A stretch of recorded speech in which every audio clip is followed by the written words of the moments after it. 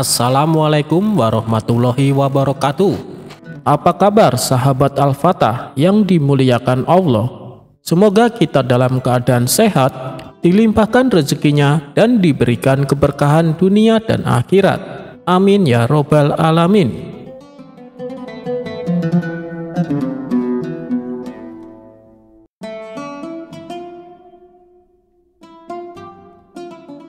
Suatu hari, di sebuah majelis yang ramai, tempat para cendekiawan dan tabib berkumpul, perdebatan sengit tentang khasiat dan penggunaan obat-obatan sedang berlangsung. Abu Nawas dengan senyum khasnya yang selalu menyimpan 1000 akal mendengarkan dengan tenang. Topik yang sedang hangat adalah obat tidur.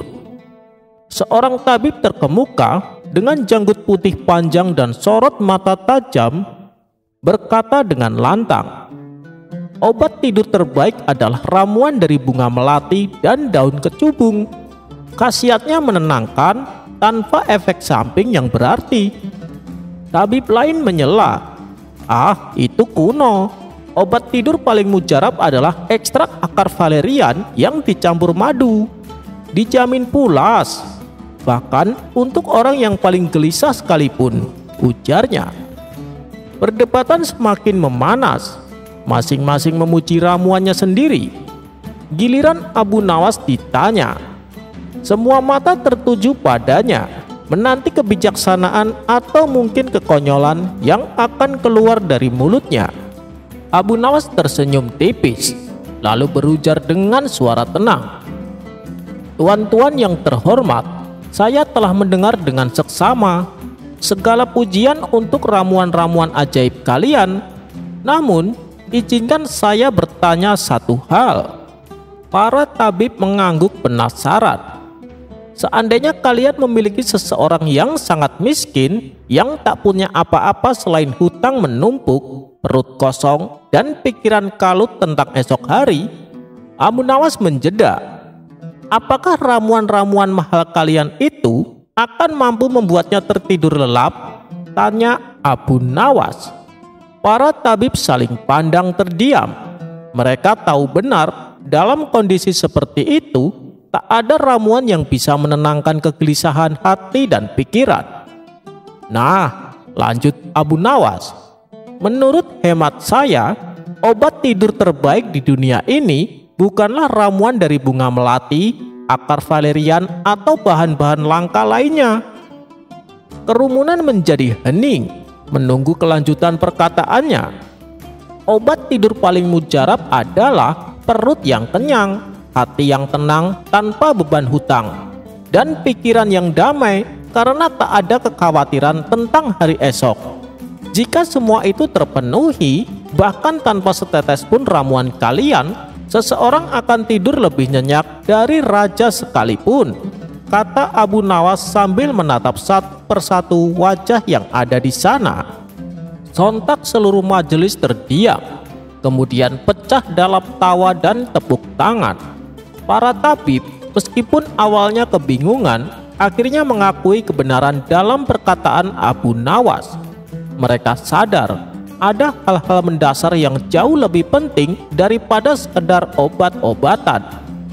Abu Nawas sekali lagi membuktikan bahwa kebijaksanaan seringkali datang dari hal-hal sederhana yang luput dari pandangan mata.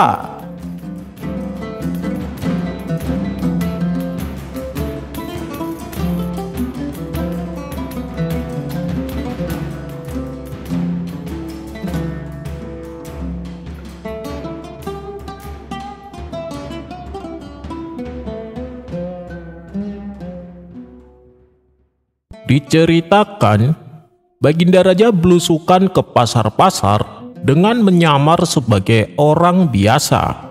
Tujuannya adalah untuk memahami kondisi yang sedang dihadapi oleh rakyatnya. Dan saat sedang berkeliling pasar, Baginda Raja melihat Abu Nawas tengah duduk di warung bersama kawan-kawannya. Masih dalam keadaan menyamar, Baginda Raja melewati di hadapan mereka. Abu Nawas yang tak menyadari kehadiran rajanya tersebut terlihat serius berbicara dengan kawan-kawannya. Harun itu tidak dapat dipercaya. Ucapannya penuh kebohongan. Jangan sampai kalian tertipu olehnya, kata Abu Nawas. Mendengar hal itu, Baginda Raja sangat murka.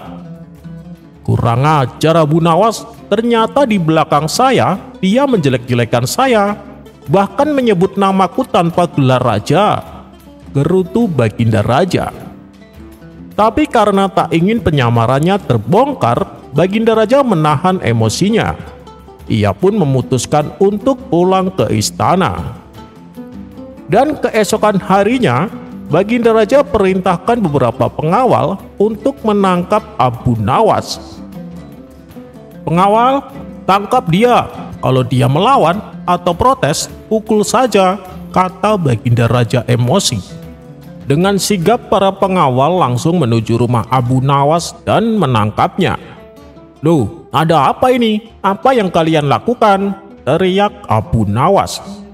"Kalau kamu terus berteriak, kami tak segan-segan menghajarmu," hardik salah satu pengawal. "Iya, tapi apa salahku? Kenapa kalian menangkapku?"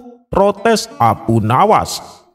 "Ini perintah raja, kamu jangan melawan," bentak pengawal istana.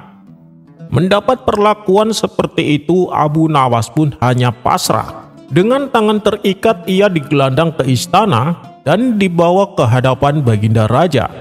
"Paduka yang mulia, kenapa saya tiba-tiba ditangkap dan diperlakukan dengan kasar? Apa salah saya?" tanya Abu Nawas. "Diam kamu Abu Nawas, masukkan dia ke dalam penjara sekarang juga," perintah Baginda Raja kepada pengawal. Setelah di dalam penjara, Abu Nawas duduk sambil termenung. "Ini sungguh aneh, Paduka Raja terlihat sangat marah padaku. Sebenarnya apa sih salahku?" pikir Abu Nawas. Beberapa hari kemudian, Baginda Raja kembali menyamar dan belusukan ke dalam pasar. Sesampainya di sana, ia melewati kawan-kawan Abu Nawas yang sedang duduk mengobrol. Dan tanpa sengaja, Baginda Raja mendengar pembicaraan mereka. "Hei, benar apa yang dikatakan Abu Nawas. Harun memang tidak dapat dipercaya. Ucapannya penuh dengan kebohongan. Kemarin aku beli kurma sama Harun, kata dia isinya 1 kilo. Tapi setelah aku timbang kembali, ternyata isinya kurang dari 1 kilo. Kata salah satu dari mereka. "Kamunya saja yang bodoh, sudah dikasih tahu sama Abu Nawas, tapi masih saja beli kurma di situ," timpal yang lainnya. Sontak Baginda Raja kaget mendengarnya. "Oh, jadi yang dimaksud Harun oleh Abu Nawas adalah Harun penjual buah kurma. Ternyata aku telah salah sangka kepadanya," sesal Baginda Raja. Ia pun bergegas pulang ke istana untuk membebaskan Abu Nawas. "Wahai pengawal, bawa Abu Nawas ke hadapanku," perintah Baginda Raja. Ketika Abu Nawas sudah berdiri di hadapannya, Baginda Raja menyambutnya dengan senyuman. Ia berniat memberi hadiah Abu Nawas untuk menebus kesalahannya. "Wahai Abu Nawas, keledai ini aku hadiahkan kepadamu, dan ada juga sejumlah uang untuk kau bawa pulang," kata Baginda Raja. Abu Nawas sempat dibuat bingung akan sikap rajanya itu. Aneh sekali, padahal tempo hari Baginda Raja sangat marah padaku tanpa aku tahu apa kesalahanku. Dan sekarang tiba-tiba menjadi baik sekali terhadapku. Pasti ada sesuatu yang Paduka sembunyikan, ucap Abu Nawas dalam hati. Dan untuk mengetahui apa yang sebenarnya terjadi, terbesit di benak Abu Nawas akan sebuah ide. "Keledai ini untuk saya, Paduka?" tanya Abu Nawas. "Iya, aku hadiahkan untukmu," jawab Baginda Raja. "Ini keledai sungguhan atau patung, Paduka?" tanya Abu Nawas. "Tentu saja itu keledai sungguhan, Abu Nawas," jawab Baginda Raja. Tanpa diduga, tiba-tiba Abu Nawas langsung memukul si keledai dengan keras, sehingga membuatnya meringkik kesakitan. Tak berselang lama, si keledai membalas dengan menendangnya, sampai membuat Abu Nawas jatuh terjungkal. Kemudian Abu Nawas berdiri dan membisikkan sesuatu ke telinga si keledai sambil mengelus-elus kepalanya. Melihat hal tersebut, Baginda Raja heran dengan tingkah Abu Nawas ini. "Wahai Abu Nawas, kenapa kau tendang keledainya?" tanya Baginda Raja. "Ampun Paduka, saya hanya ingin memastikan apakah keledai ini sungguhan atau patung." "Ternyata keledai sungguhan," jawab Abu Nawas. "Terus apa yang kau bisikan ke telinganya?" tanya Baginda Raja kembali. "Saya mengucapkan permintaan maaf Paduka." Mendengar itu, Baginda Raja terpingkal-pingkal dengan jawaban Abu Nawas. "Kamu ini ada-ada saja Abu Nawas, mana mungkin keledai mengerti dengan ucapanmu?" "Memangnya keledai tahu bahasa manusia?" kata Baginda Raja sambil terus tertawa. "Saya tidak peduli apakah keledai itu mengerti atau tidak. Tapi kodrat saya sebagai manusia, apabila melakukan kesalahan harus minta maaf, meskipun hanya kepada seekor keledai. Dan aku tidak butuh permintaan maafnya karena telah menendangku, sebab kodrat dia adalah sebagai binatang. Jadi, bila ada manusia melakukan kesalahan dan tidak meminta maaf, maka dia tak ubahnya seperti seekor binatang," tutur Abu Nawas. Seketika Baginda Raja tersadar bahwa yang disampaikan Abu Nawas menyindir perbuatan dirinya. "Saya memahami maksudmu Abu Nawas. Saya akui saya bersalah dan saya minta maaf," ucap Baginda Raja menyesal. Ia pun lalu menceritakan tentang kesalahpahaman yang ia dengar sewaktu Abu Nawas dan kawan-kawannya ngobrol di pasar. Dan Abu Nawas menerima permintaan maaf Baginda Raja.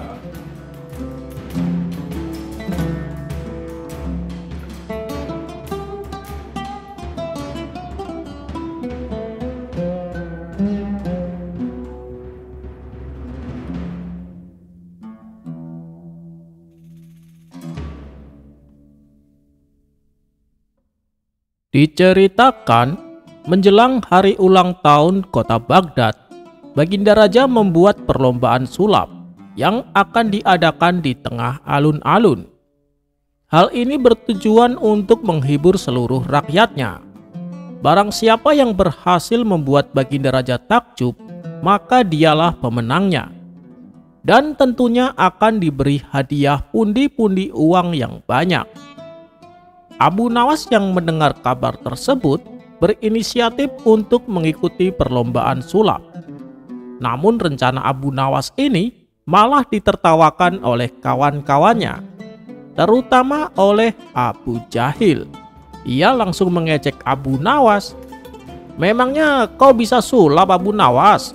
Kamu dan keledaimu otaknya tak jauh beda." Tawa mereka pun kembali pecah. "Kalian lihat saja nanti, aku pasti akan menjadi juaranya," ujar Abu Nawas. "Sudahlah Abu Nawas, kau tak usah bermimpi. Aku akui kau memang cerdik, tapi ini sulap Abu Nawas. Sulap, kau tahu sulap kan? Untuk bisa menguasai ilmu sulap, harus punya keahlian," kata kawan yang lain. Akan tetapi Abu Nawas tak menghiraukan perkataan mereka. Ia tetap bertekad untuk mengikuti perlombaan tersebut. Dan hari yang ditunggu-tunggu pun telah tiba. Semua orang ramai berkumpul di lapangan. Pesulap pertama mempertontonkan aksinya. Tali yang ia pegang seketika berubah menjadi tongkat. Para penonton pun bertepuk tangan dan memuji kehebatan pesulap pertama. Pesulap kedua tak mau kalah. Ia maju dan mempertontonkan aksi sulapnya. Dengan topi yang dibawanya, ia bisa mengeluarkan bermacam-macam benda. Dari mulai kartu, tongkat, sampai burung merpati. Begitu pula dengan pesulap ketiga dan seterusnya. Masing-masing mempertontonkan aksi sulapnya yang memukau. Baginda Raja pun merasa terhibur dengan perlombaan sulap tersebut. Hingga pada akhirnya, tibalah giliran Abu Nawas. Awalnya Baginda Raja terkejut dan heran. "Kau yakin bisa sulap Abu Nawas?" tanya Baginda Raja tak percaya.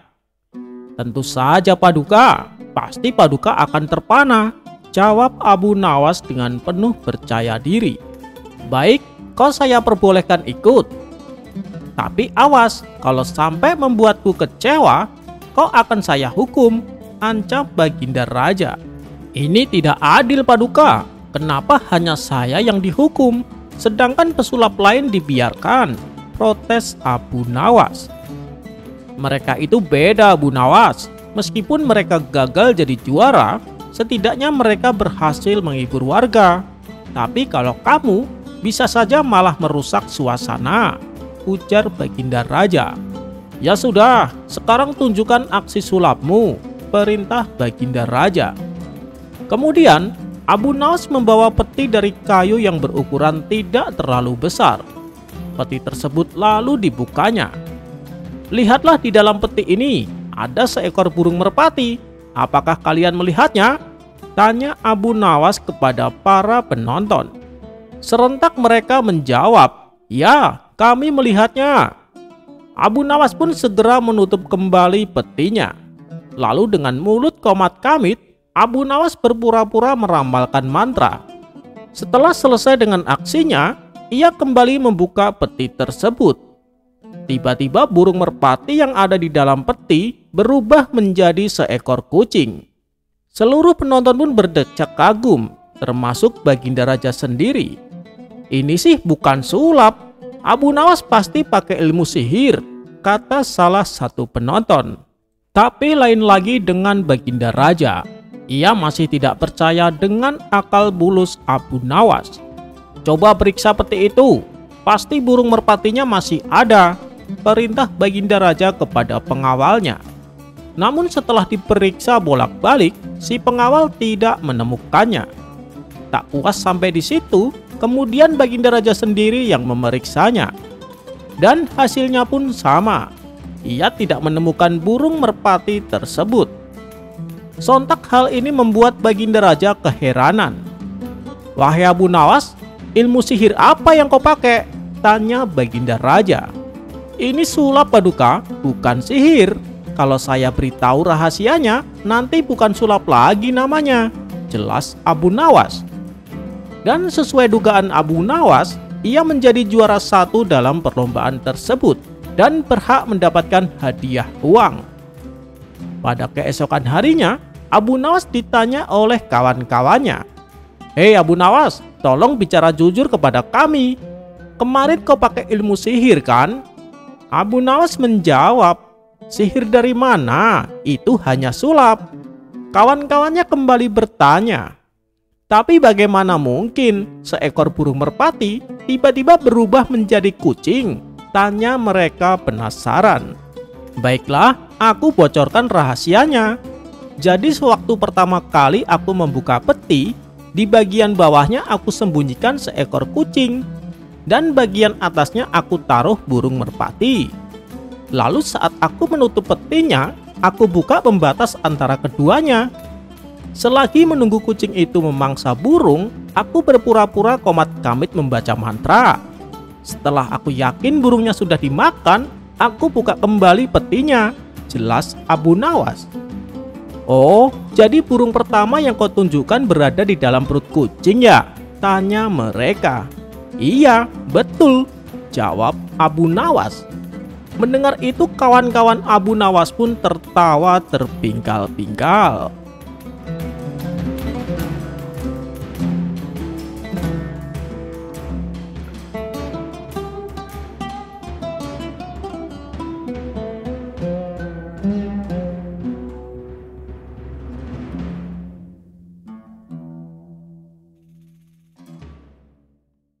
Dikisahkan, ada seorang menteri yang usianya semakin menua. Meski demikian, ia ingin selalu tampil muda dan gagah di depan orang-orang. Tapi yang namanya usia tidak mungkin bisa dibohongi. Apalagi dengan warna janggutnya yang sudah mulai memutih. Suatu ketika, sang menteri akan mengadakan pesta yang hanya dihadiri oleh orang-orang pilihan. Untuk menambah semaraknya suasana pesta, Tuan Menteri tak lupa mengundang serta Abu Nawas. Maka diperintahkanlah beberapa pengawal untuk memanggil Abu Nawas di rumahnya. Sesampainya di rumah Abu Nawas, salah satu pengawal berkata, "Tuan Abu, nanti malam Anda diundang pesta di rumah Tuan Menteri." Mendengar kabar tersebut tentu saja membuat Abu Nawas kegirangan. "Baiklah, nanti malam saya akan ke sana." "Oh iya, sampaikan salam hormat saya untuk Tuan Menteri," balas Abu Nawas. "Asik, nanti malam saya akan menyantap hidangan yang lezat," batin Abu Nawas. Singkat cerita, malam pun tiba. Abu Nawas bergegas menuju rumah Tuan Menteri. Setibanya di sana, Abu Nawas disambut hangat layaknya tamu kehormatan.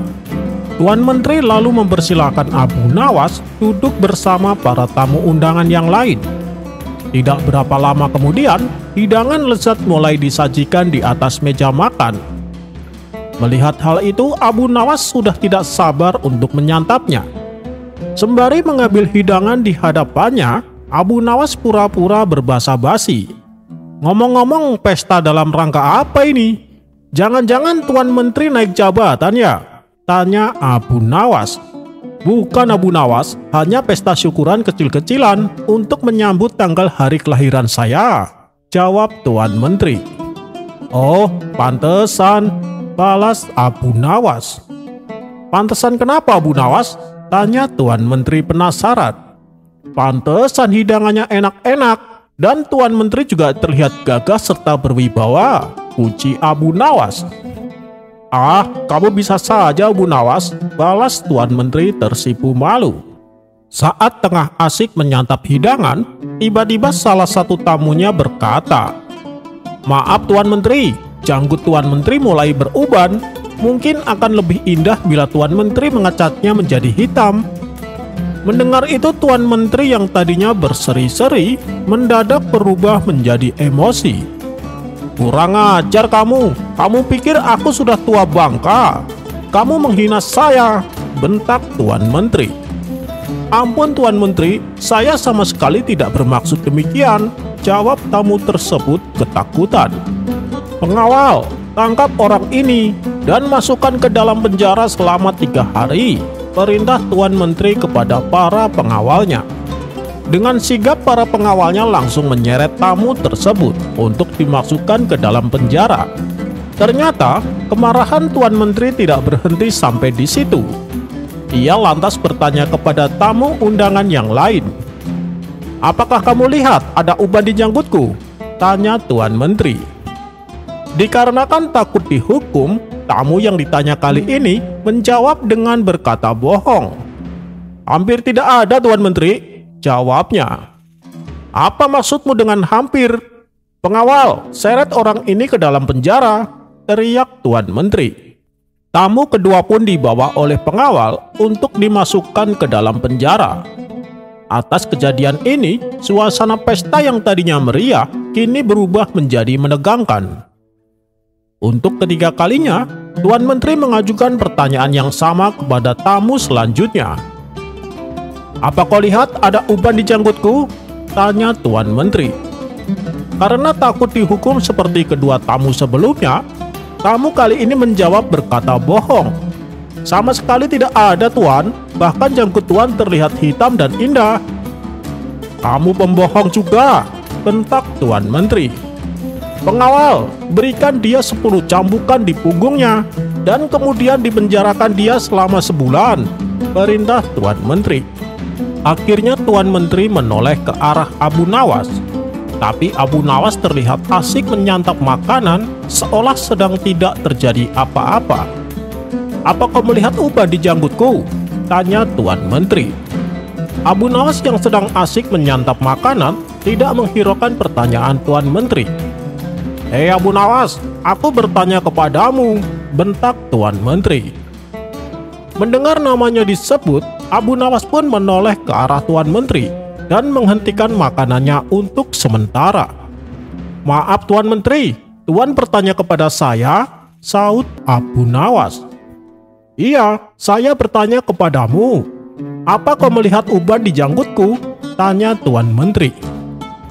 "Sebenarnya saya ingin menjawabnya Tuan Menteri, tapi saya buta warna," Jadi saya tidak tahu mana warna hitam dan mana warna putih, ucap Abu Nawas. Ia pun kembali meneruskan makannya. Jawaban Abu Nawas yang singkat tapi menggelikan membuat Tuan Menteri tertawa terpingkal-pingkal. Wajahnya yang tadi emosi seketika redam dan kembali tenang. Untuk mencairkan suasana, setelah Abu Nawas selesai makan, ia menceritakan beberapa kisah lucu yang membuat seisi ruangan penuh gelak tawa.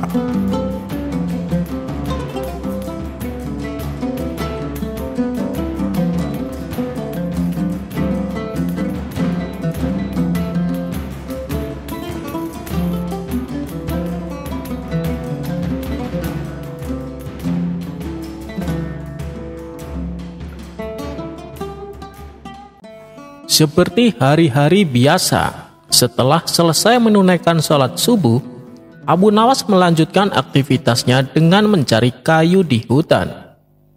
Namun naas menimpanya. Saat ia menebang pohon, bajunya sobek terkena dahan ranting. Ketika ia sudah mendapatkan banyak kayu, ia pun bingung. Harus langsung menjualnya ke pasar atau pulang dulu untuk ganti baju. Kalau aku pulang dulu, pasar sebentar lagi akan tutup dan aku tak bisa menjualnya hari ini, pikir Abu Nawas. Karena pada hari itu ia sedang membutuhkan uang, ia ke pasar dengan mengenakan baju yang sobek-sobek.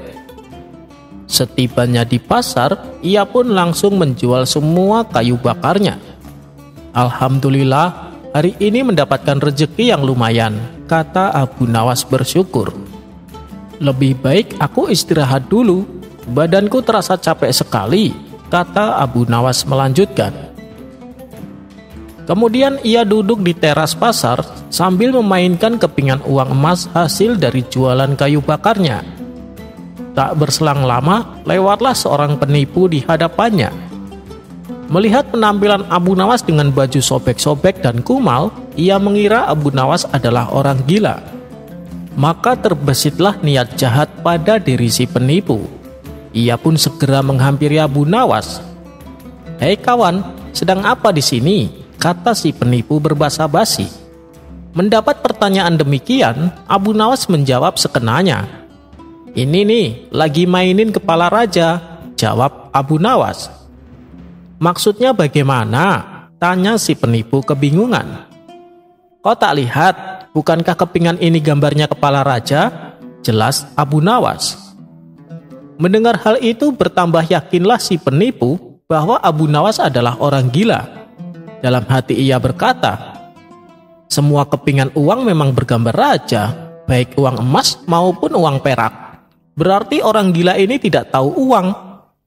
Akhirnya muncullah sebuah ide untuk memperdayai Abu Nawas. "Hei kawan, aku punya banyak kepingan bergambar raja. Kalau mau, kau boleh menukarnya. 1 kepingan punyamu, aku tukar dengan 2 kepingan punyaku. Dengan begitu, kan kepinganmu bertambah banyak," ujar si penipu. Ia pun lalu menyodorkan beberapa kepingan uang perak di tangannya. Melihat itu, Abu Nawas menatap tajam si penipu. "Dasar manusia licik. Dia kira aku tidak bisa membedakan mana uang emas dan mana uang perak," batin Abu Nawas. Menyadari dirinya akan ditipu, Abu Nawas malah sengaja mengerjainya. "Baik, aku setuju, tapi ada syaratnya," kata Abu Nawas. "Apa syaratnya? Katakan saja," balas si penipu kegirangan. Ia mengira tipuannya kali ini akan membuahkan hasil. "Syaratnya adalah kau harus merangkak sejauh 5 meter, pinta Abu Nawas. Si penipu agak heran dengan permintaan yang aneh itu. "Loh, kenapa harus merangkak?" tanya si penipu penasaran. "Karena aku rindu dengan keledaiku. Dia telah lama mati meninggalkanku," jawab Abu Nawas berpura-pura. "Oh, jadi kau rindu dengan keledaimu? Jangan khawatir, aku akan mengobati kerinduanmu itu," balas si penipu. Tanpa menunggu lama, si penipu pun melakukan apa yang diinginkan Abu Nawas.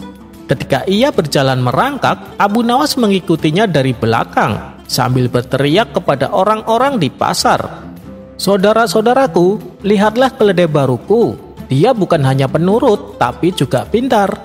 Dia bisa membedakan mana kepingan uang emas dan mana kepingan uang perak. Orang-orang yang mendengar teriakan Abu Nawas seketika tertawa terpingkal-pingkal. Adapun si penipu yang mengetahui dirinya sedang dikerjai, segera bangkit berdiri dan berlari meninggalkan kerumunan orang-orang.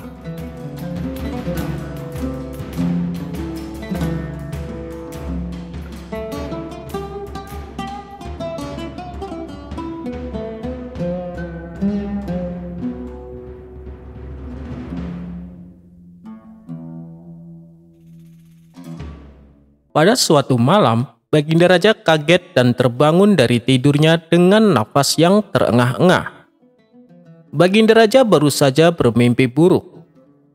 Pada keesokan harinya, Baginda Raja terlihat sangat gelisah. Ia masih saja terngiang-ngiang tentang mimpinya semalam.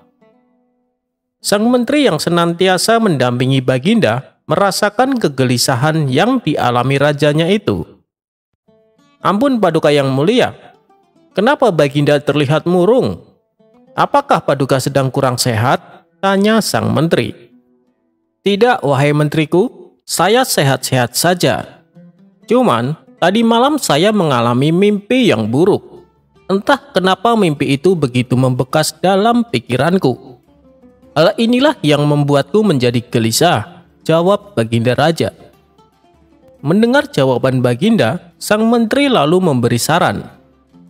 "Lebih baik Baginda utarakan saja mimpi tersebut kepada ahlinya. Kalau Baginda terus-menerus memendamnya, nanti mempengaruhi kesehatan Baginda," ujar sang menteri. "Iya, benar juga katamu, wahai menteriku. Panggilkan peramal istana untuk datang kemari," titah Baginda Raja.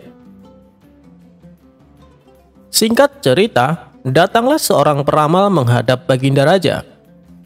Lantas, Baginda Raja menceritakan mimpi yang dialaminya tadi malam. "Aku bermimpi aneh sekali. Di dalam mimpiku, aku melihat semua gigiku menjadi tanggal. Pertanda apakah itu?" tanya Baginda Raja. "Ampun Paduka yang mulia, mimpi yang dialami Baginda pertanda kurang baik. Mimpi itu berarti kesialan akan menimpa Baginda Raja. Karena menurut pengetahuan hamba, setiap gigi yang tanggal itu berarti seorang anggota keluarga Baginda akan meninggal dunia. Dan jika semua gigi tanggal, berarti kemalangan besar bagi Paduka yang mulia. Karena dalam waktu dekat ini, semua anggota keluarga Baginda akan meninggal dunia, kecuali Baginda sendiri," jelas si peramal. Ramalan pertanda buruk dari si peramal itu membuat Baginda Raja marah. "Penafsiran macam apa itu? Saya tidak suka," bentak Baginda Raja. Kemudian, Baginda Raja memerintahkan prajuritnya untuk memberi hukuman cambuk kepada si peramal. Di hari berikutnya, Baginda Raja kembali memanggil peramal yang lain. Maka datanglah si peramal menghadap Baginda Raja. Kepada si peramal kedua, Baginda kembali menceritakan mimpinya. "Kemarin malam, aku bermimpi aneh sekali. Di dalam mimpiku, aku melihat semua gigiku tanggal. Menurutmu, apa arti dari mimpiku semalam?" tanya Baginda Raja.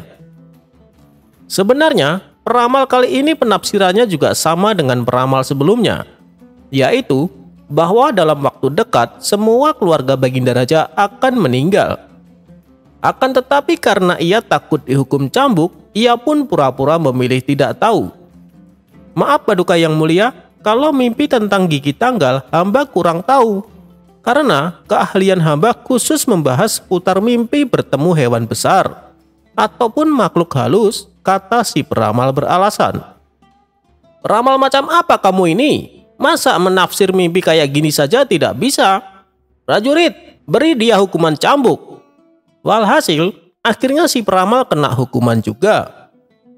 Hari berikutnya, Baginda Raja kembali memanggil para peramal lainnya.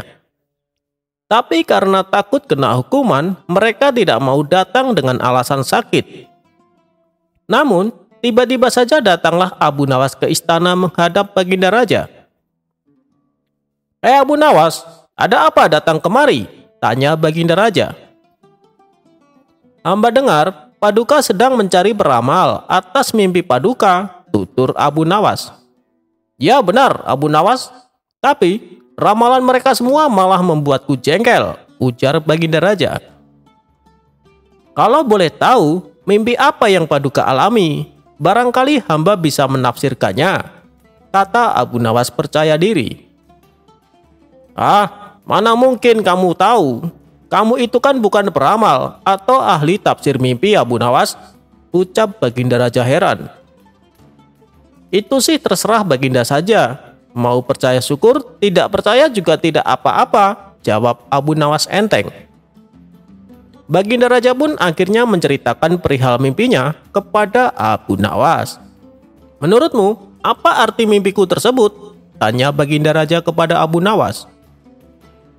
Abu Nawas tak langsung menjawabnya. Ia pun berpikir sejenak. Setahu saya, kalau mimpi Gigi tanggal, berarti ada salah satu keluarganya yang akan mati. Sedangkan mimpi Baginda ini, giginya tanggal semua. Itu berarti dalam waktu dekat semua keluarganya akan meninggal. Tapi, kalau saya sampaikan apa adanya, pasti Baginda Raja akan menghukum saya, pikir Abu Nawas dalam hati. Bagaimana Abu Nawas? Apakah kau sudah menemukan arti mimpiku? Tanya Baginda Raja kembali. Lalu dengan akal cerdiknya, Abu Nawas menjawab. Sudah Baginda Raja, berbahagialah Baginda. Mimpi Baginda tersebut pertanda Baginda adalah orang yang paling beruntung di dunia. Benarkah Abu Nawas? Mengapa demikian? Tanya Baginda Raja girang. Karena Paduka akan tetap hidup lama dari semua anggota keluarga Baginda, jawab Abu Nawas mantap. Mendengar perkataan Abu Nawas itu, tampaklah senyum mengembang di wajah Baginda Raja. Ia terlihat sangat puas dengan jawaban Abu Nawas. Tidak kusangka, ternyata kamu peramal yang hebat, Abu Nawas. Dan sebagai hadiah atas kehebatanmu itu, kuhadiahkan 5 keping emas untukmu. Terimalah, wahai Abu Nawas, kata Baginda Raja puas. Sebenarnya, kalau kita perhatikan, antara jawaban peramal-peramal dengan Abu Nawas itu sama saja. Yang membedakan adalah cara penyampaiannya. Peramal yang pertama berbicara apa adanya tanpa memikirkan akibatnya. Sedangkan Abu Nawas menjawab dengan lebih bijak, sehingga Baginda Raja pun merasa senang dan memberikannya hadiah. Pesan dari cerita ini, saat menyampaikan kebenaran, maka pakailah cara yang benar-benar bijak.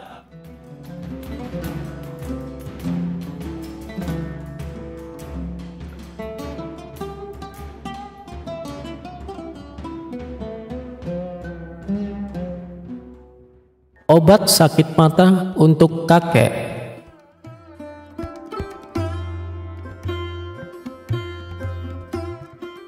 Di pagi hari yang cerah, Baginda Raja mengajak beberapa menterinya pergi bertamasya ke sebuah tempat wisata. Tak lupa Baginda Raja juga mengajak Abu Nawas untuk menambah suasana liburan menjadi asik. Di tengah-tengah perjalanan menuju tempat wisata itu, dari kejauhan mereka melihat seorang kakek yang sedang menunggangi seekor keledai.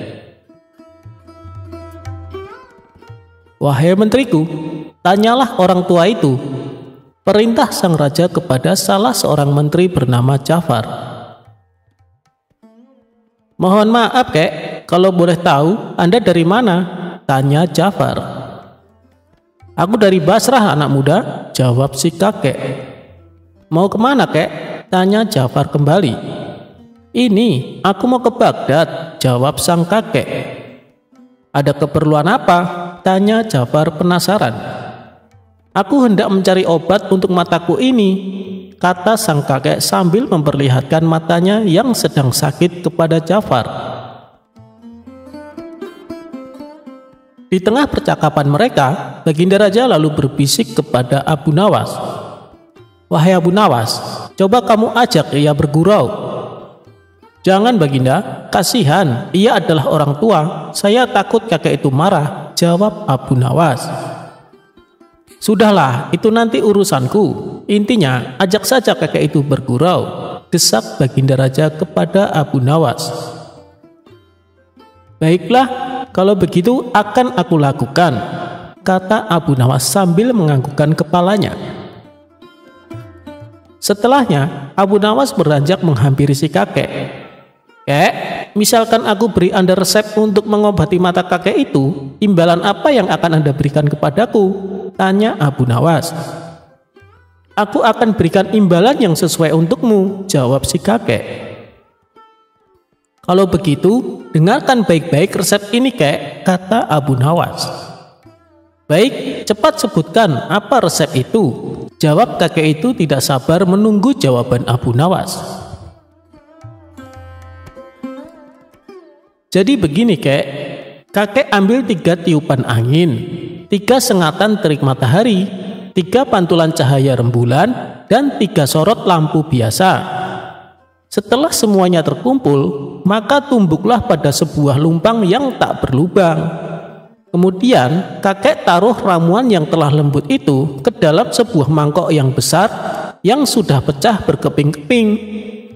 Tak lupa juga disimpan di udara selama 3 bulan. Setelah masa 3 bulan lamanya, maka oleskan ramuan itu ke mata kakek yang sakit sebanyak 3 kali sebelum tidur. Insya Allah Anda akan sembuh, Kek," kata Abu Nawas. Mendengar perkataan Abu Nawas itu, sang kakek pun naik pitam. Akhirnya sang kakek turun dari keledainya dan menghampiri Abu Nawas. "Ambil keledai ini sebagai imbalan awal," kata si kakek sambil memalingkan wajahnya dari Abu Nawas. "Jika setelah menggunakan resepmu itu mataku sembuh, aku akan memberimu lagi imbalan seorang budak wanita yang setia melayanimu. Jika kelak ternyata kamu telah mati terlebih dahulu meninggalkan aku, budak wanita itu pasti sudah menjemputmu di neraka sana. Ia akan setia meludahi matamu dan memukuli wajahmu sambil berteriak dan mengolok-olokimu." Setelah mendengar penuturan si kakek itu, Baginda Raja seketika tertawa terpingkal-pingkal. "Hahaha, coba beri orang tua itu hadiah," kata Baginda Raja sambil menahan tawa. "Terima kasih Baginda yang mulia," kata si kakek dengan hati yang bahagia. Tak lama setelah itu sang kakek pergi meninggalkan mereka.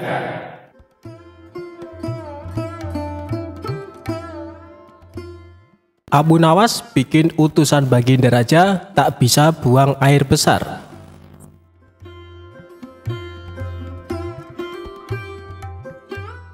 Sudah beberapa hari sosok Abu Nawas tidak hadir di istana. Hal tersebut kemudian membuat Baginda Raja sangat gundah.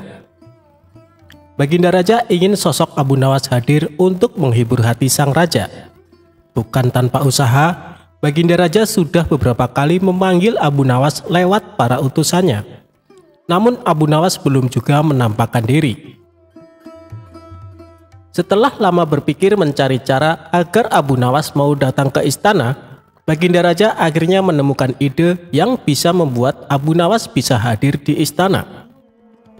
Raja kemudian memanggil 3 orang prajurit dan menyuruh mereka pergi ke rumah Abu Nawas agar buang air besar di tempat tidurnya. "Pengawal, pergilah ke rumah Abu Nawas dan beraklah di tempat tidurnya. Dan kalau kalian berhasil, maka masing-masing akan aku berikan uang 1000 dirham," ujar Baginda Raja. Tanpa pikir panjang, ketiga utusan Baginda Raja tersebut langsung menerima perintah sang raja. "Daulat Paduka," jawab ketiga prajurit tersebut secara bersamaan. Mereka pun langsung berangkat menuju rumah Abu Nawas sesuai perintah Baginda Raja.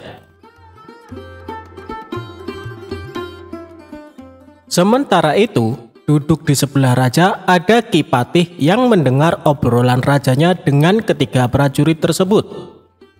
Ki Patih yang mendengar raja memberikan tugas kepada 3 prajurit tersebut pun memberanikan diri untuk bertanya kepada sang raja. Ia merasa aneh dengan tugas yang diberikan Baginda Raja. "Maaf Paduka, bukankah tugas yang diberikan itu tampak aneh dan menghina?" tanya Patih. "Patih, memang benar, tapi itulah siasatku agar Abu Nawas segera hadir ke istana," jawab Baginda Raja. "Apakah gerangan rencana Baginda?" Tanya Kipatih belum paham. Nanti kamu akan segera mengetahuinya. Sekarang kamu ikutilah ketiga anak buahmu itu dan intailah mereka, lalu sampaikan kepada Abu Nawas.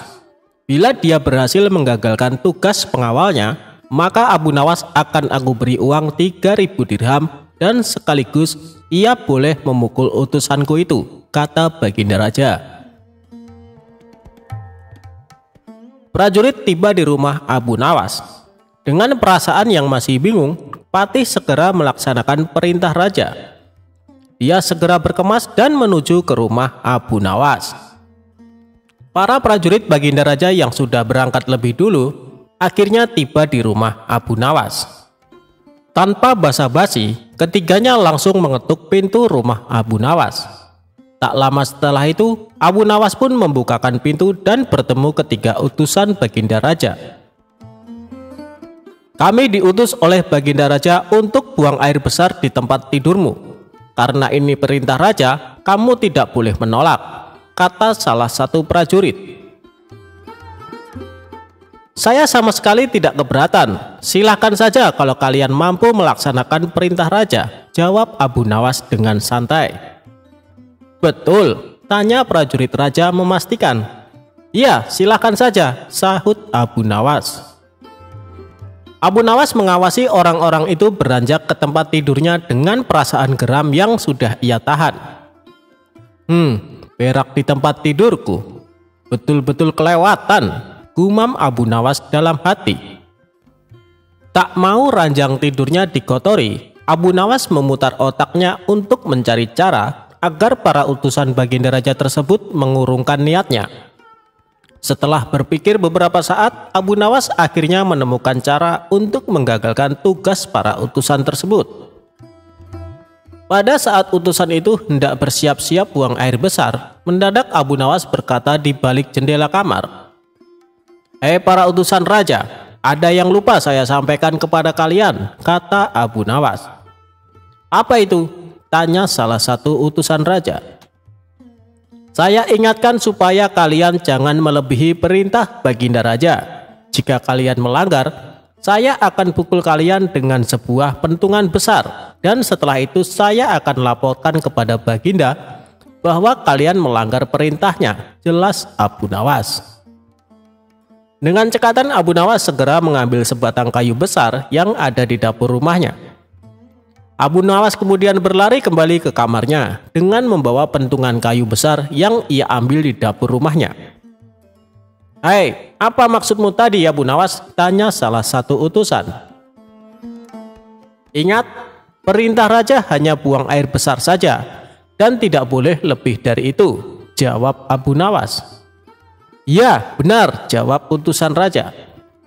"Aku ulangi lagi, hanya buang air besar saja, tidak boleh lebih. Ingat, tidak boleh kencing, tidak boleh buka celana, tidak boleh cebok, hanya buang air besar saja," tegas Abu Nawas. "Mana mungkin, itu tidak mungkin, kami juga harus buka celana dan kencing," jawab salah satu utusan. "Aku akan pukul kalian sekeras-kerasnya jika kalian melanggar perintah raja," sahut Abu Nawas. Ketiga utusan Baginda Raja tersebut hanya bisa saling pandang kebingungan dengan ucapan Abu Nawas. Di tengah kebingungan tersebut, tiba-tiba ada suara memanggil Abu Nawas. Rupanya suara tersebut datang dari Kipatih yang memang diutus Baginda Raja untuk mengawasi ketiga utusannya. Melihat keberadaan Kipatih, Abu Nawas dan ketiga utusan raja segera berkumpul untuk menemui suara tersebut. "Aku sudah mendengar perdebatan kalian. Baginda Raja memang memerintahkan para utusan untuk berak di tempat tidurmu. Jika 3 orang ini sanggup, mereka masing-masing akan mendapatkan 1.000 dirham. Jika mereka gagal, maka mereka boleh engkau pukul sesuka hatimu," kata Kipatih. "Oh, begitu. Lalu hadiah dari Baginda untukku berapa, tuanku?" tanya Abu Nawas. "Sekarang juga engkau boleh menghadap Baginda Raja untuk menerima 3.000 dirham," jawab Kipatih. Mendengar jawaban Kipatih, Abu Nawas dibuat kaget serta gembira. Sebelum menghadap Baginda Raja, Abu Nawas kembali mengambil pentungannya lalu mengejar ketiga utusan raja yang hampir buang air besar di ranjangnya. Ketiga utusan tersebut lari terbirit-birit. Ki Patih dan Abu Nawas dibuat tertawa terpingkal-pingkal dengan tingkah ketiga utusan tersebut. Abu Nawas, Baginda Raja sangat yakin engkau dapat mengatasi masalah ini. Baginda memang menginginkan kehadiranmu di istana untuk menghibur hatinya yang saat ini sedang gundah gulana, jelas Ki Patih. Abu Nawas menyetujui perintah Ki Patih, dan mereka segera berangkat menuju istana untuk menemui Baginda Raja, serta mengambil hadiah 3.000 dirham.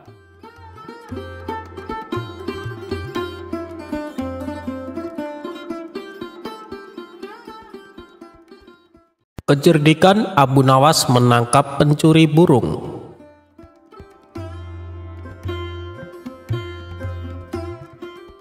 Pada suatu hari, Abu Nawas bertamu ke rumah sahabatnya yang bernama Hamid. Melihat kehadiran Abu Nawas, Hamid langsung menyambutnya dengan sukacita. "Wahai sahabatku, sudah lama kita tidak bertemu," kata Hamid sambil memeluk Abu Nawas. Mereka berdua lalu duduk dan ngobrol panjang lebar. Di sela-sela obrolannya, Abu Nawas melihat burung milik Hamid yang berada di dalam sangkar. "Wah, sekarang kamu suka pelihara burung ya, Mid? Burungnya bagus sekali," tanya Abu Nawas. "Ya Abu, sekedar untuk mengusir kejenuhan. Sudah banyak yang menawar dengan harga tinggi, tapi tidak aku berikan," jawab Hamid. "Loh, kenapa? Kan kamu dapat untung besar," tanya Abu Nawas heran. "Saya sendiri suka dengan burung itu, Abu Nawas. Sayang kalau sampai dijual," balas Hamid. Setelah waktu menjelang sore, Abu Nawas pun pamit pulang kepada sahabatnya. "Jangan sungkan-sungkan, seringlah main ke sini ya, Abu Nawas," ucap si Hamid.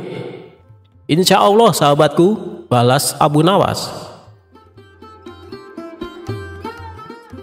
Beberapa hari kemudian, burung si Hamid hilang dicuri. Hal itu membuat Hamid sedih. Ia bertanya kepada orang-orang, tapi tidak ada satupun yang mengetahuinya. Kemudian Hamid membuat sayembara. Barang siapa yang bisa menunjukkan pencuri burungnya akan diberi imbalan hadiah uang yang banyak. Lagi-lagi usahanya ini menemui jalan buntu. Sebab tidak ada satu orang pun yang bisa membantunya. Solusi terakhir yang ia tempuh adalah dengan meminta bantuan sahabatnya. Siapa lagi kalau bukan Abu Nawas? Maka pergilah Hamid ke rumah Abu Nawas. Sesampainya di sana, Hamid menceritakan masalah yang menimpa dirinya. "Apakah kamu punya dugaan siapa kira-kira yang mencuri burungmu?" tanya Abu Nawas. "Yang jelas orang dekat Abu Nawas, bisa jadi tetangga saya, mungkin juga kawan saya. Tapi saya tidak berani sembarangan menuduh," jawab si Hamid. Sejenak Abu Nawas terdiam. Ia terus memikirkan cara untuk menemukan pelakunya. Tidak lama kemudian muncullah ide cemerlang dari Abu Nawas. "Aku punya ide. Undang semua orang-orang terdekatmu, ajak mereka makan siang di rumahmu," perintah Abu Nawas. Mendengar itu, Hamid pun kaget. "Untuk apa Abu Nawas? Bisa jadi di antara mereka adalah pencurinya," tanya Hamid. "Jika kau ingin tahu pelakunya, turuti saja perkataanku. Jangan banyak bertanya. Biarkan aku yang bekerja," ucap Abu Nawas menegaskan. "Baiklah Abu Nawas, saya serahkan urusan ini sepenuhnya kepadamu," balas Hamid mengiyakan. Keesokan harinya, Hamid melaksanakan rencana Abu Nawas. Ia mengundang orang-orang terdekatnya. Mereka adalah tetangga Hamid dan kawan-kawan Hamid. Setelah semuanya berkumpul, mereka disuguhi hidangan makan siang. Ketika semua bercengkrama sambil menikmati hidangan makan siang, tiba-tiba Abu Nawas berdiri dan berkata, "Apakah kalian tahu kenapa kita diundang?" katanya. Mereka menjawab, "Untuk makan-makan, Abu Nawas." "Ya, selain itu, dalam rangka apa sebenarnya kita diundang?" Abu Nawas kembali bertanya. Salah satu dari mereka berceletuk, "Dalam rangka pencurian burungnya si Hamid." Spontan para hadirin tertawa mendengar perkataan tersebut. "Tepat sekali, sebenarnya Hamid sudah tahu pelakunya," ucap Abu Nawas. "Apakah kalian siap untuk bersumpah bahwa kalian tidak mengambil burungnya Hamid?" tantang Abu Nawas. Suasana yang tadinya penuh gelap tawa mendadak berubah menjadi tegang. "Jangan tegang begitu dong, saya hanya bercanda," ucap Abu Nawas sambil tertawa untuk meredakan suasana. "Begini kawan-kawan, untuk apa pakai sumpah-sumpahan? Karena sebenarnya saya dan Hamid melihat pelakunya. Dia ada di sini bersama kalian." Mendengar hal itu, orang-orang yang berkumpul di rumah Hamid menjadi penasaran. "Siapa orangnya? Kami ingin tahu," tanya mereka. "Tidak perlu aku sebutkan, nanti biar aku yang akan bicara kepadanya di lain waktu," tutur Abu Nawas. Jawaban Abu Nawas membuat mereka tidak terima. Mereka protes dan berkata, "Tidak bisa Abu Nawas, kami harus mengetahuinya sekarang juga. Kami akan menghukum dan mengusirnya."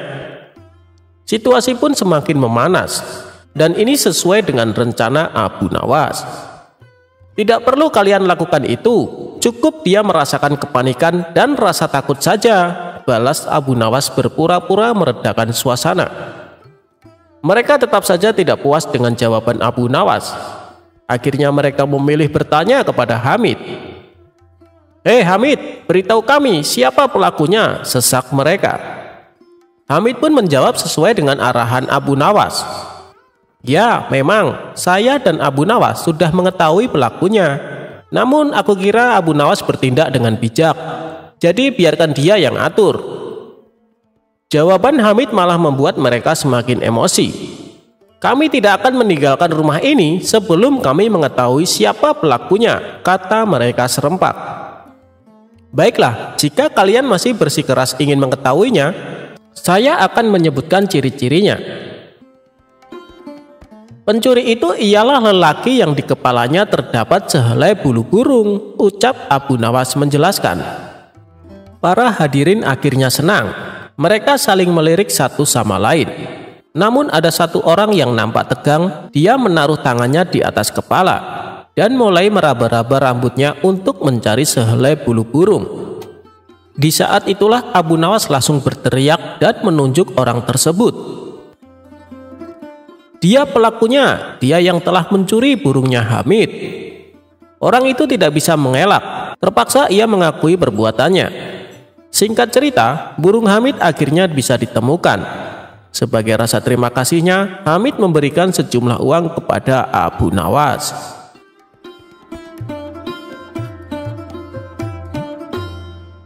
Abu Nawas dikalahkan oleh untanya.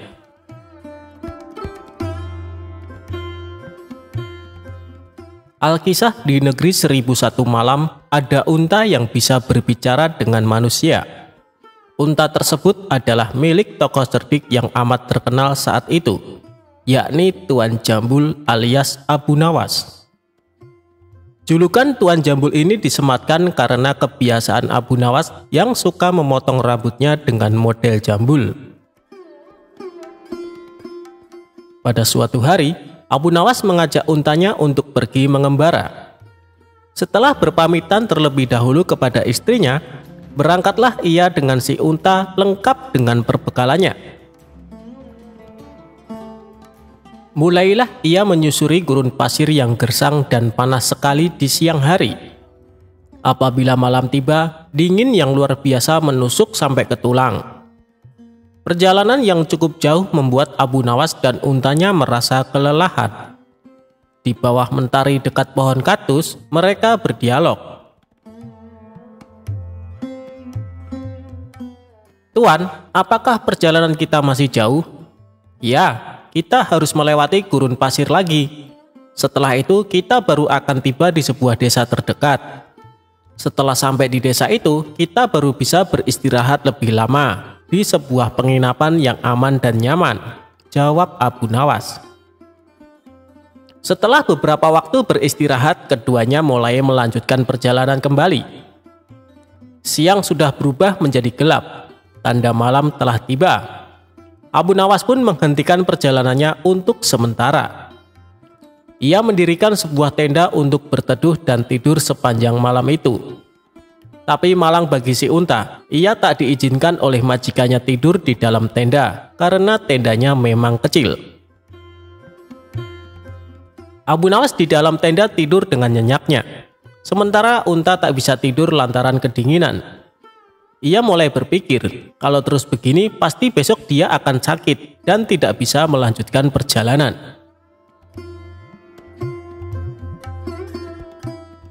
Tengah malam si unta membangunkan majikannya dan berkata, "Tuan, saya kedinginan, izinkan saya menitipkan ujung kaki saya masuk ke dalam tenda." Abu Nawas pun merasa tidak keberatan karena ujung kaki itu tidak akan mengganggu tidurnya. Setelah 1 jam, si unta berkata lagi, "Tuan, saya kedinginan, izinkan saya masukkan kaki depan saya ke dalam tenda, agar besok saya kuat berjalan membawa tuan di atas punggung saya."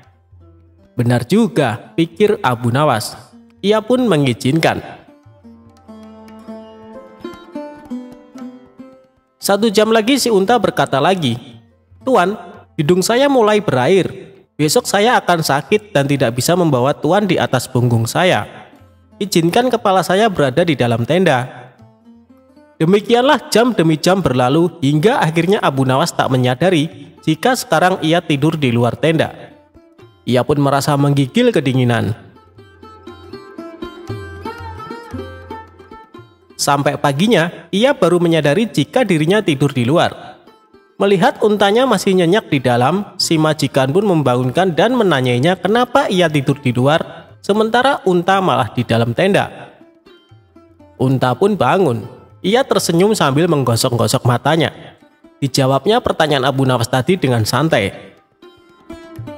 "Saya kan tidak mengusir tuan. Saya sudah meminta izin terlebih dahulu kepada tuan. Tuan juga memperbolehkan anggota tubuh saya masuk ke dalam tenda. Ini saya lakukan agar hari ini saya kuat menggendong tuan di atas punggung saya untuk melanjutkan perjalanan." Sambil bersin-bersin, Abu Nawas berkata, "Kau memang unta cerdik. Aku yang biasa dikenal orang paling cerdik, ternyata masih bisa kau kalahkan." Si unta pun menjawab dengan merendahkan diri, "Saya begini kan karena berguru pada tuan." Abu Nawas pun tertawa lepas mendengar perkataan untanya.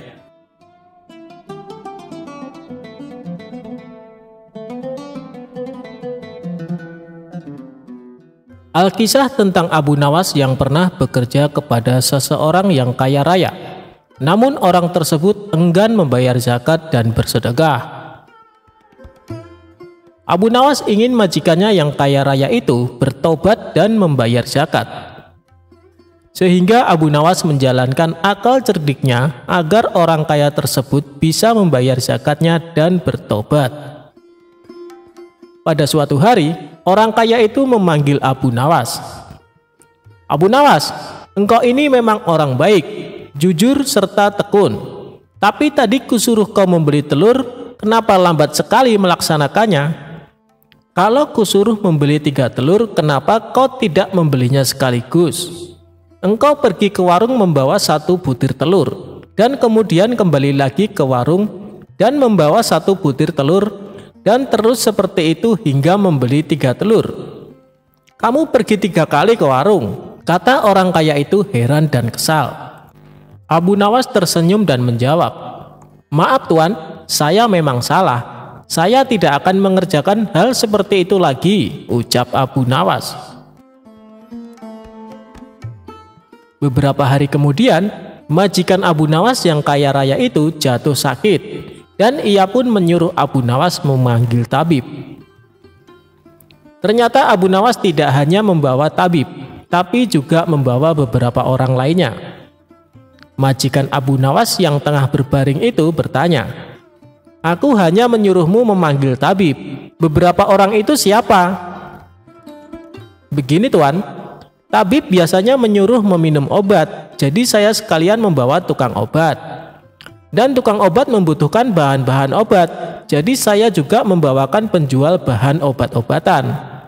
Sekaligus saya juga membawa penjual arang, karena biasanya obat direbus menggunakan arang, agar saya tidak bolak-balik seperti membeli telur, kata Abu Nawas. Dan mungkin tuan juga tidak akan sembuh, kemudian meninggal dunia. Saya juga membawa tukang penggali kubur, lanjut Abu Nawas. Mendengar penjelasan Abu Nawas, sang majikan kaget dan langsung berdiri.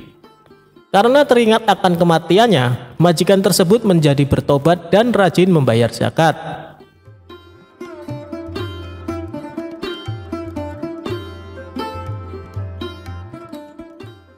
Balasan Abu Nawas setelah ditipu pedagang pakaian.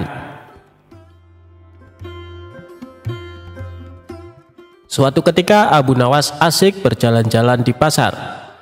Ia melihat pemuda sedang berjualan baju di pinggir jalan. "Baju bagus dan istimewa," teriak pemuda tersebut. Di sebelah dagangan si pemuda tertulis kalimat "dijamin tidak luntur". Karena tertarik, Abu Nawas pun mendekatinya. "Silakan tuan, tuan mau beli baju?" tanya si pemuda. "Aku mau lihat-lihat dulu, kalau ada yang cocok baru aku beli," jawab Abu Nawas. "Silakan tuan, silakan dipilih," balas si pemuda. Setelah Abu Nawas menemukan baju yang cocok, ia berkata, "Ini bajunya bagus, warnanya juga bagus. Tapi apa benar dijamin tidak luntur?" tanya Abu Nawas. "Iya tuan." "Baiklah, berapa harganya?" tanya Abu Nawas. "Harganya 100 dirham tuan," jawab si pemuda. "Mahal sekali. Umumnya harga baju hanya 10 dirham," kata Abu Nawas. "Tidak boleh tuan, sudah harga pas," ucap si pemuda.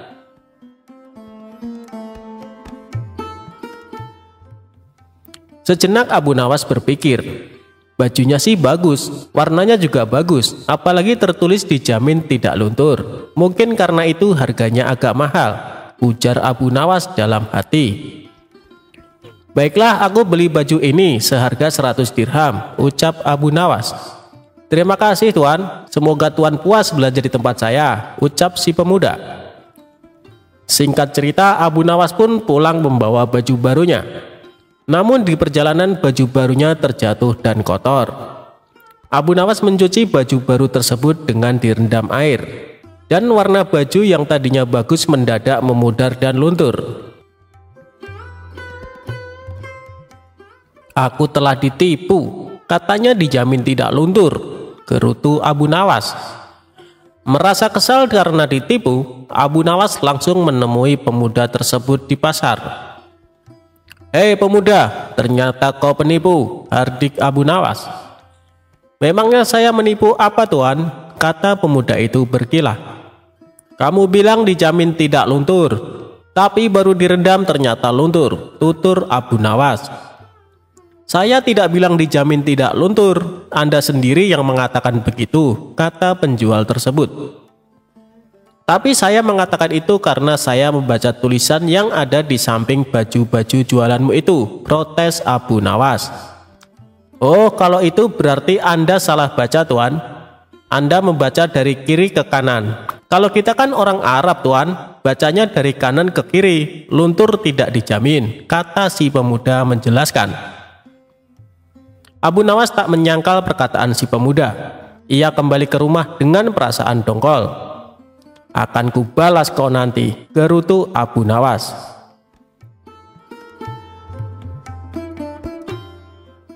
Di rumah, Abu Nawas mencari cara agar bisa membalas perbuatan pemuda tersebut. Esok paginya Abu Nawas pergi ke pasar dan berjualan kipas di samping tempat berjualan si pemuda.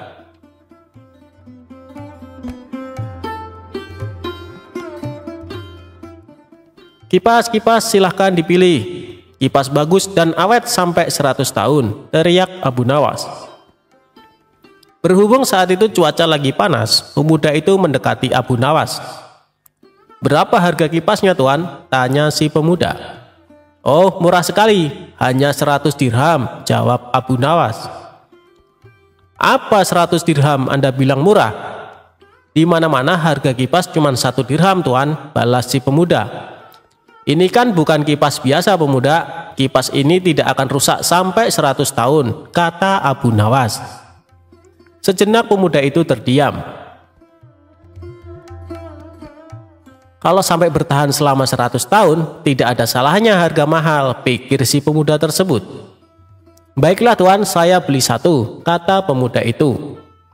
Setelah transaksi selesai, Abu Nawas buru-buru pulang dengan membawa uang 100 dirham, uang penjualan kipasnya.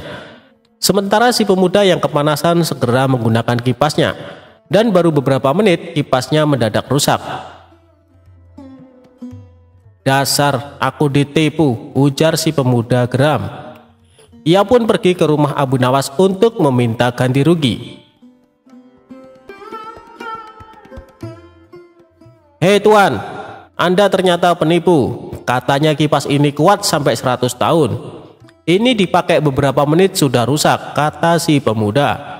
"Kamu pasti salah cara pakainya," kata Abu Nawas. "Salah bagaimana Tuan?" tanya si pemuda. Abu Nawas menjelaskan, "Cara kipas dipakai biar awet bukan kipasnya yang digerak-gerakan, tapi kepala kamu yang digerakkan ke kanan dan ke kiri. Pasti kipas akan awet sampai 100 tahun, ucap Abu Nawas. Mendengar ucapan Abu Nawas, si pemuda hanya terdiam. Ia menyadari ini adalah pembalasan atas perbuatannya tempo hari pada Abu Nawas.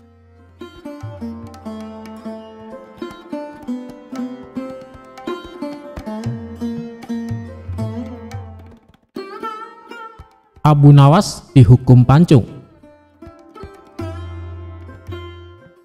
Cita-cita atau obsesi menghukum Abu Nawas sebenarnya masih bergolak.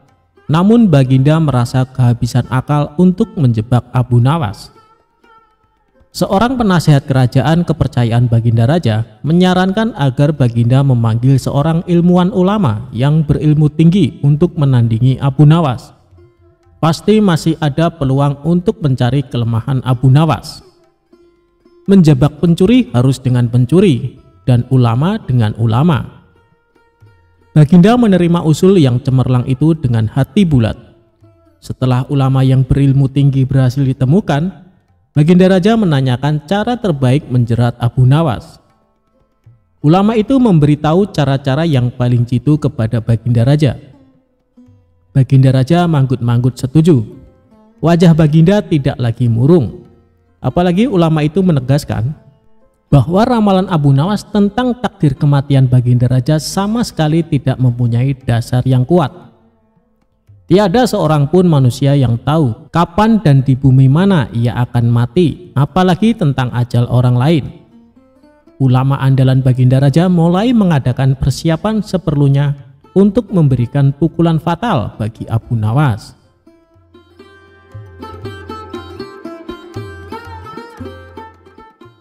Siasat pun dijalankan sesuai rencana. Abu Nawas terjerembab ke pangkuan siasat sang ulama. Abu Nawas melakukan kesalahan yang bisa menghantarnya ke tiang gantungan atau tempat pancungan. Benarlah peribahasa yang berbunyi, sepandai-pandai tupai melompat pasti suatu saat akan terpleset juga. Kini Abu Nawas benar-benar mati kutu. Sebentar lagi ia akan dihukum mati karena jebakan sang ilmuwan ulama. Benarkah Abu Nawas sudah keok? Kita lihat saja nanti.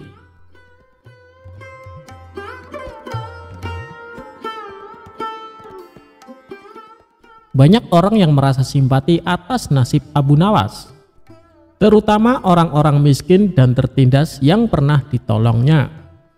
Namun derai air mata para pecinta dan pengagum Abu Nawas tak mampu menghentikan hukuman mati yang akan dijatuhkan. Baginda Raja benar-benar menikmati kemenangannya. Belum pernah Baginda terlihat seriang sekarang. Keyakinan orang banyak bertambah mantap. Hanya satu orang yang tetap tidak yakin bahwa hidup Abu Nawas akan berakhir setragis ini, yaitu istri Abu Nawas. Tidak ada yang tidak mungkin bagi Allah yang maha gagah, dan kematian adalah mutlak urusannya.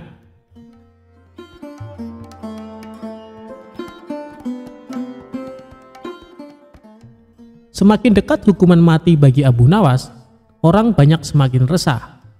Tetapi bagi Abu Nawas malah sebaliknya. Semakin dekat hukuman bagi dirinya, semakin tenang hatinya. Malah Abu Nawas nampak setenang air danau di pagi hari. Baginda Raja tahu bahwa ketenangan yang ditampilkan Abu Nawas hanyalah merupakan bagian dari tipu dayanya. Tetapi Baginda Raja telah bersumpah pada diri sendiri bahwa beliau tidak akan terkecoh untuk kedua kalinya. Sebaliknya Abu Nawas juga yakin selama nyawa masih melekat maka harapan akan terus menyertainya. Tuhan tidak mungkin menciptakan alam semesta ini tanpa ditaburi harapan-harapan yang menjanjikan. Bahkan dalam keadaan yang bagaimanapun gentingnya, keyakinan seperti inilah yang tidak dimiliki oleh Baginda Raja dan ulama itu.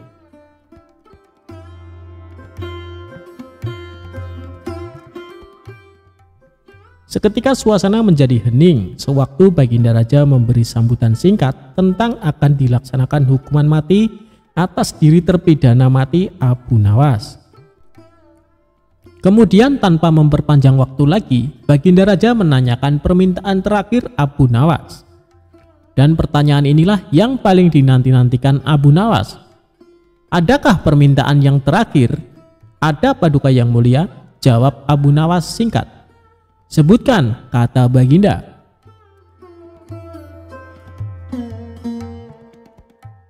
Sudilah kiranya hamba diperkenankan memilih hukuman mati yang hamba anggap cocok, wahai Baginda Yang Mulia, pinta Abu Nawas. Baiklah, kata Baginda menyetujui permintaan Abu Nawas. Paduka Yang Mulia, yang hamba pinta adalah bila pilihan hamba benar, hamba bersedia dihukum pancung. Tetapi jika pilihan hamba dianggap salah, maka hamba dihukum gantung saja, kata Abu Nawas memohon. Engkau memang orang yang aneh. Dalam saat-saat yang amat genting pun engkau masih sempat bersenda gurau. Tetapi ketahuilah, bagiku segala tipu muslihatmu hari ini tak akan bisa membawamu kemana-mana, kata Baginda Raja. Hamba tidak bersenda gurau, Paduka Yang Mulia, kata Abu Nawas bersungguh-sungguh. Baginda makin terpingkal-pingkal. Belum selesai Baginda Raja tertawa-tawa, Abu Nawas berteriak dengan nyaring, hamba minta dihukum pancung. Semua yang hadir pun kaget. Orang yang hadir banyak belum pada mengerti mengapa Abu Nawas membuat keputusan begitu.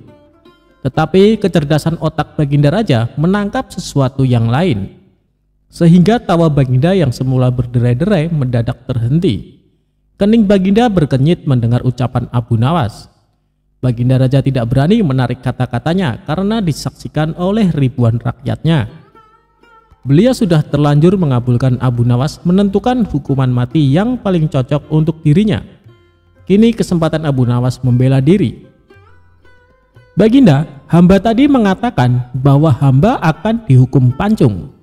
Jika pilihan hamba salah, maka hamba siap dihukum pancung. Tetapi di manakah letak kesalahan pilihan hamba sehingga hamba harus dihukum gantung? Padahal hamba kan memilih dihukum pancung. Tidak disangka kata-kata Abu Nawas membuat Raja tercengang. Baginda mulai menyadari dan mengakui kehebatan Abu Nawas seperti dugaannya dari awal. Abu Nawas, aku mengampunimu, tapi sekarang jawablah pertanyaanku ini. Berapakah banyaknya bintang di langit? Oh, gampang sekali tuanku. Iya. Tapi berapa? 100 juta? 100 miliar? Tanya Baginda Raja. Bukan tuanku, cuma sebanyak pasir di pantai. Kau ini, bagaimana bisa orang menghitung pasir di pantai? Bagaimana pula orang bisa menghitung bintang di langit? Hahaha. Kau memang penggeli hati, kau adalah penelipur laraku. Abu Nawas, mulai sekarang jangan segan-segan sering-seringlah datang ke istanaku. Aku ingin selalu mendengar lelucon-lelucon yang baru.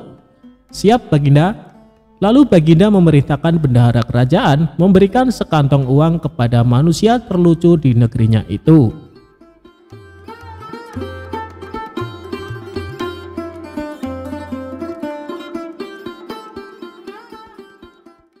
Pencuri yang menyamar jadi keledai akhirnya tobat minta ampun. Dikisahkan Abu Nawas mempunyai keledai yang sangat penurut. Kemanapun Abu Nawas pergi selalu mengajak serta keledainya. Banyak orang mengagumi keledai milik Abu Nawas. Bahkan ada beberapa yang menawar ingin membelinya dengan harga tinggi. Namun Abu Nawas selalu menolaknya. Suatu hari saat Abu Nawas berkeliling kampung bersama keledainya, ia dibuntuti 2 orang diduga pencuri. Mereka tampak ingin mengincar keledainya Abu Nawas. Saat azan zuhur berkumandang, Abu Nawas pun berhenti sejenak di sebuah masjid untuk menunaikan sholat. Ia lalu mencari sebuah pohon untuk mengikatkan keledainya. Tapi Abu Nawas tidak menyadari ada 2 orang yang mengikutinya. "Kau tunggulah di sini, aku akan ke masjid dahulu," ucap Abu Nawas ke keledainya. Ketika Abu Nawas pergi masuk ke masjid, 2 orang pencuri itu segera mendekati keledai tersebut. "Kita kelabui saja Abu Nawas, bawalah keledai ini pulang, dan aku akan berpura-pura jadi keledainya," ucap salah seorang pencuri. Kemudian pencuri yang lain membawa pergi keledai milik Abu Nawas. Sementara itu seorang pencuri berpura-pura menjadi keledai. Dia mengikatkan tali keledai tersebut ke lehernya sendiri. Tujuannya agar Abu Nawas percaya bahwa keledainya telah berubah menjadi manusia. Usai menunaikan sholat, Abu Nawas kembali mendatangi keledainya. Alangkah terkejutnya dia saat mendapati keledainya berubah menjadi manusia. "Apakah kau keledaiku?" tanya Abu Nawas merasa heran. "Iya, aku adalah keledaimu. Selama ini aku dikutuk menjadi seekor keledai. Tapi berkat kebaikanmu, aku kembali menjadi manusia," jawab si pencuri berpura-pura. Abu Nawas tidak mau percaya begitu saja, sebab dilihat banyak kejanggalan. Mana mungkin keledai bisa jadi manusia? Dia pasti mau mengelabui aku, pikirnya dalam hati. Tapi Abu Nawas tidak mau kalah. Dia mendapat ide untuk membuat si pencuri kapok. "Baiklah, sekarang antarkan aku ke rumah Tuan Hakim, aku ada janji bertemu dengannya," perintah Abu Nawas. Abu Nawas lalu naik ke atas punggung si pencuri dan menyuruhnya berjalan dengan merangkak seperti keledai. Pencuri itu menyesal kenapa menyamar sebagai keledai, harusnya tadi kabur saja dengan temannya. Kini dia pun terikat seperti seekor keledai. Bahkan saat Abu Nawas menungganginya, banyak orang bertanya tentangnya. "Abu Nawas, mana keledaimu yang penurut?" tanya orang-orang di setiap jalanan kota. "Dia ini keledaiku, dia telah menjadi manusia karena kebaikan hatiku," jawab Abu Nawas. Betapa malunya si pencuri karena menjadi tontonan warga di jalanan. Sementara untuk sampai ke rumah Tuan Hakim butuh waktu yang cukup lama. Hal itu membuat pencuri yang menyamar sebagai keledai jadi kelelahan. Bahkan kaki dan tangannya memerah seperti melepuh. Akhirnya sampailah Abu Nawas di rumah Tuan Hakim dengan menaiki punggung si pencuri. Melihat hal itu, Tuan Hakim terkejut bukan main, bahkan sampai memarahi Abu Nawas.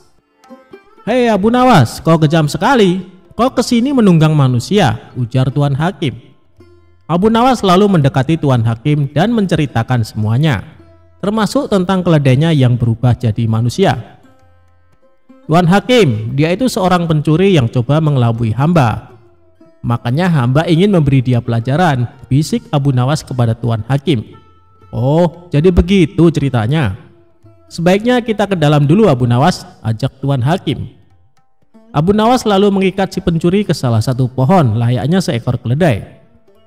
Sementara itu, teman si pencuri ternyata mengikuti Abu Nawas. Dia hendak menyelamatkan temannya yang berpura-pura menjadi keledai. Abu Nawas pun masuk ke rumah Tuan Hakim. Mereka berpura-pura diskusi, padahal sedang mengintai si pencuri yang terikat. Benar saja, tiba-tiba muncullah salah satu temannya untuk menolong. Dia berusaha menyelamatkan dengan melepaskan tali yang mengikat pada leher kawannya itu. Namun karena kaki temannya luka parah, dia kesulitan membawa temannya tersebut. Akhirnya Tuan Hakim dan Abu Nawas langsung memergoki mereka.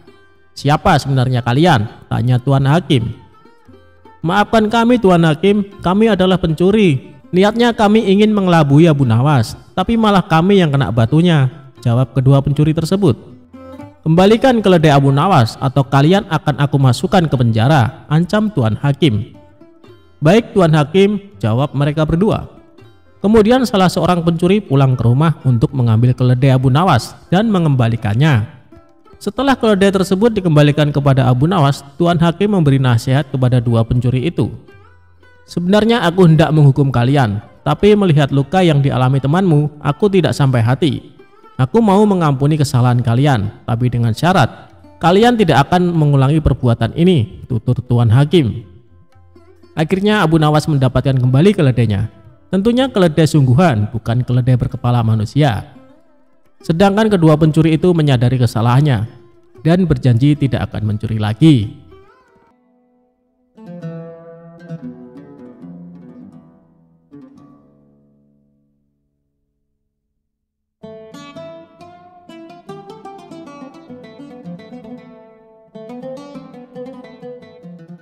Abu Nawas dituduh mencuri keledai, tapi kok malah Abu Jahal yang dipenjara? Hidup bertetangga kadang ada yang suka dan ada yang kurang suka dengan kita. Itulah yang dialami Abu Nawas.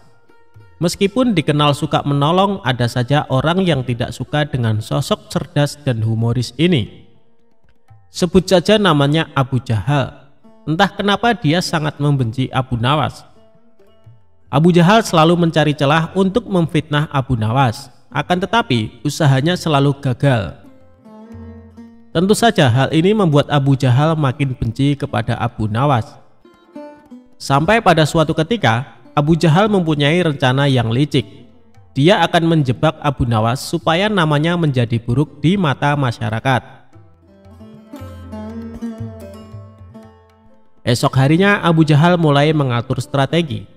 Ia pergi ke pasar untuk membeli sandal. Sandal yang ia beli sama persis dengan kepunyaan Abu Nawas.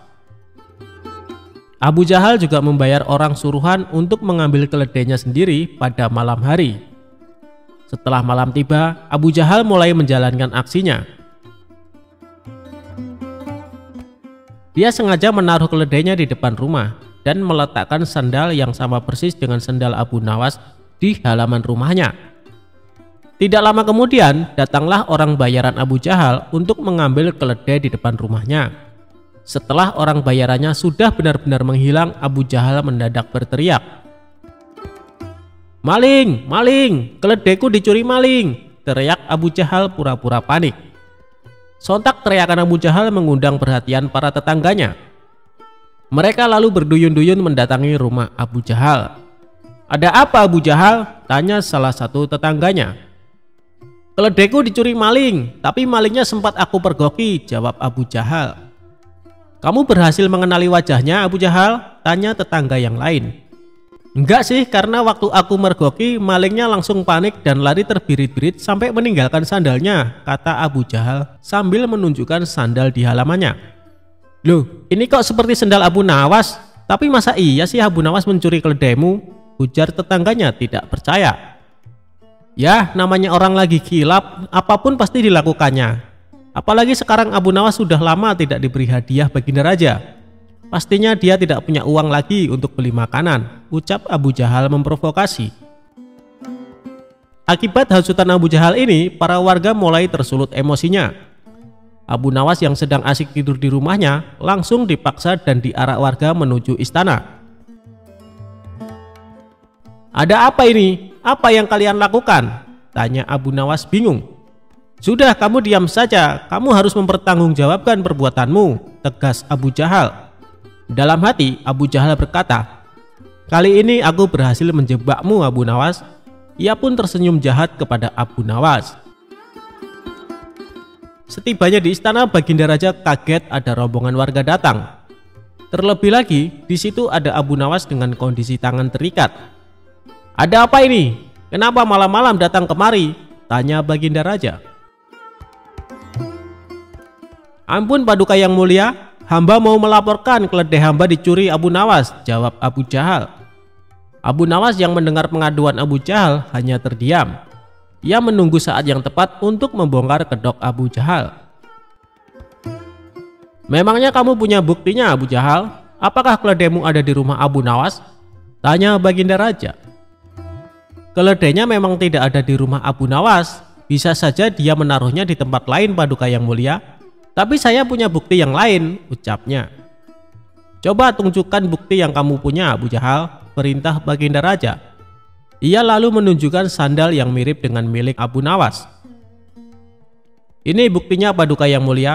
Waktu hamba memergoki, Abu Nawas lari terbirit-birit sampai meninggalkan sandalnya di halaman rumah hamba, tutur Abu Jahal. Apa benar itu sandal kamu, Abu Nawas? Tanya Baginda Raja kepada Abu Nawas. Bukan, Baginda Raja, tapi sandal itu memang mirip dengan sandal hamba, jawab Abu Nawas. Kamu jangan coba mengelak, Abu Nawas. Jelas-jelas itu sandalmu, bentak Abu Jahal.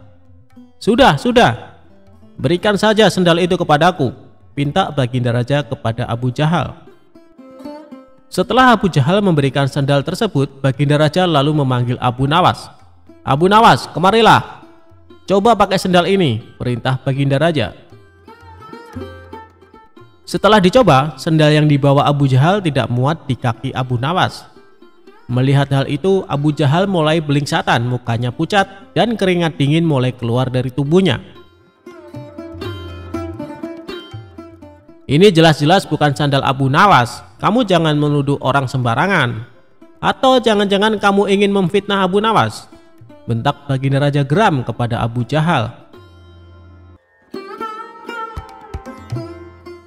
Dengan mulut terbata-bata, Abu Jahal menjawab, maaf Paduka Yang Mulia, hamba kira itu sandalnya Abu Nawas. Ternyata Abu Jahal salah perhitungan saat membeli sandal yang mirip dengan sandal Abu Nawas.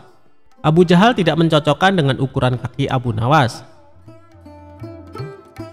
Di saat Abu Jahal mulai terbongkar rencana busuknya, Abu Nawas langsung melancarkan aksinya. Begini Paduka Yang Mulia, sebenarnya Abu Jahal sudah berulang kali mencoba berbuat jahat, tapi rencananya selalu bisa hamba gagalkan, ungkap Abu Nawas. Perkataan Abu Nawas ini juga dibenarkan oleh para warga. Benar Baginda, benar apa yang dikatakan Abu Nawas. Kami sungguh sangat menyesal dan kecewa karena kali ini kami termakan hasutan Abu Jahal. Kami minta maaf Abu Nawas, ucap para warga. Abu Nawas pun memaafkannya karena pada dasarnya mereka hanya termakan hasutan Abu Jahal. Sementara Abu Jahal langsung dimasukkan ke penjara atas perbuatan yang dilakukan.